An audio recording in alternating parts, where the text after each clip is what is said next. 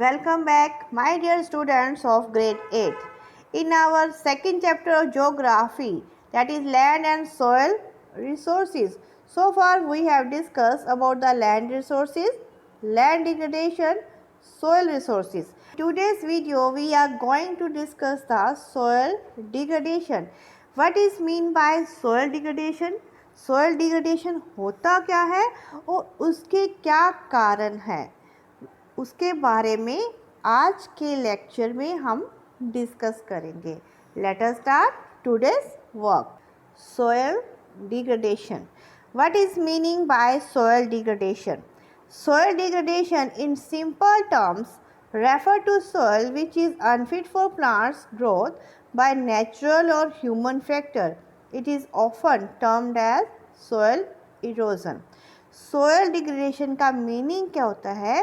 जो हमारी सोयल की क्वालिटी है जो कम हो जाती है और वो सोयल अनफिट मीन्स सही नहीं रहती है किसी भी तरह के प्लांट ग्रोथ के लिए. तो इसके लिए कोई भी रीज़न हो सकता है, नेचुरल भी हो सकते हैं और ह्यूमन भी हो सकते हैं.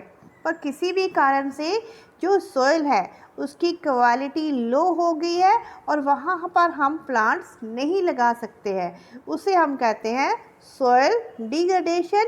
It is also known as soil erosion. It is of two types. दो तरह से soil erosion हो सकता है, natural and man-made. First is the natural causes.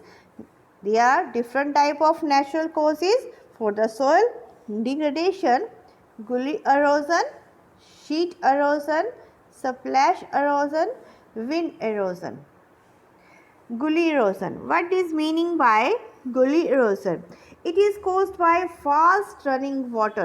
जब तेज पानी का बहाव होता है और जिस कारण से जो टॉप लेयर होती है वो पानी के साथ बह जाती है. See in this picture. This is gully erosion. Next is sheet erosion. It is caused when water flows down a slope. जब कहीं पर स्लोप होती है, थोड़ी सी ढलान हो सकती है, तो जब पानी वहाँ से बहता है तो उसकी जो सॉइल की ऊपर वाली लेयर होती है, that is the top soil, fertile soil layer जो होती है वो पानी के साथ बहना शुरू हो जाती है. That is known as the sheet erosion. Next is splash erosion. Splash erosion means when there is a rainfall. जब बहुत ज़्यादा बारिश होती है, बारिश के कारण जो सोयल है, ऊपर का की जो लेयर है, एक जगह से शिफ्ट होकर ट्रांसपोर्ट होकर दूसरी जगह पर डिपॉजिट हो जाती है. That is known as splash erosion. In this picture you can see, जब बारिश हो रही है, बारिश होने से जो टॉप सोयल है पानी के साथ बह रही है और दूसरी जगह पर जाकर डिपॉजिट होती जा रही है, उसे कहते हैं splash erosion. Next is our wind erosion. जब तेज़ हवाएं चलती हैं, अगर वहाँ पर कोई वेजिटेशन कवर नहीं है, प्लांट्स नहीं है, तो ऊपर की लेयर हवा के साथ बहना शुरू हो जाती है. That is known as wind erosion. और इसमें भी जो विंड इरोजन होता है, तो जब हवा के साथ मिट्टी बहती है, उड़ती है, तो वो दूसरी जगह पर जाकर डिपॉजिट हो जाती है. विंड एरोजन के कारण अलग अलग तरह के फीचर्स बन जाते हैं. जैसे यहाँ पर देखिए, डेजर्ट एरियाज़ में इस तरह की रॉक्स की शेप बन जाती है, जिसे हम मशरूम रॉक्स भी कहते हैं. मीन्स जब वहाँ पर जो रॉक्स होती हैं, नीचे वाले पार्ट में ज़्यादा विंड इरोजन होने के कारण वहाँ पर इस तरह की शेप बन जाती है रॉक्स की. यानी ऊपर वाला पार्ट पे ज़्यादा नहीं हुआ है, नीचे वाले पार्ट की ज़्यादा मिट्टी बह गई है, तो इस is known as wind erosion. और विंड इरोजन के कारण एक जगह से मिट्टी उड़कर दूसरी जगह पर फिक्स हो जाती है, जिस तरह से सैंड ड्यून्स बन जाते हैं, छोटे छोटे रेत के टीले बन जाते हैं. Next is our man made causes. Deforestation, overgrazing, over use of ground water, fertilizer. Deforestation means जब हम ज़्यादा ट्रीज़ को कट करना शुरू कर देते हैं, जिससे क्या होता है वो लैंड बैरन हो जाती है वेजिटेशन की कम होने के कारण।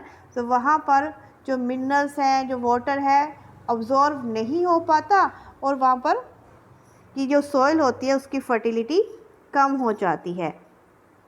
Other reason is over grazing.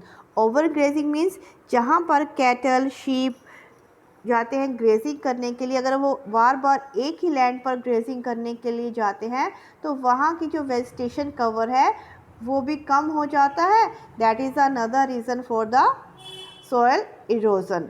Over use of ground water, हम ज़्यादा से ज़्यादा जब पानी का यूज़ करते हैं, जो ग्राउंड वाटर है, तो उसका लेवल कम हो जाता है।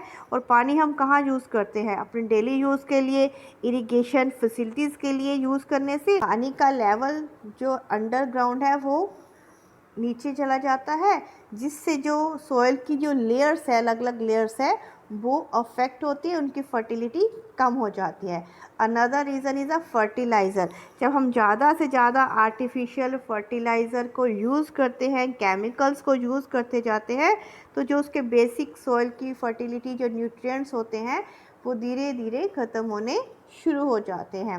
तो these are the different causes for the soil erosion or the soil degradation. I hope today's lecture is clear to you. What are the different reasons for the soil degradation? In the next video, we will discuss how to conserve the soil. Thank you for watching this video. Have a nice day.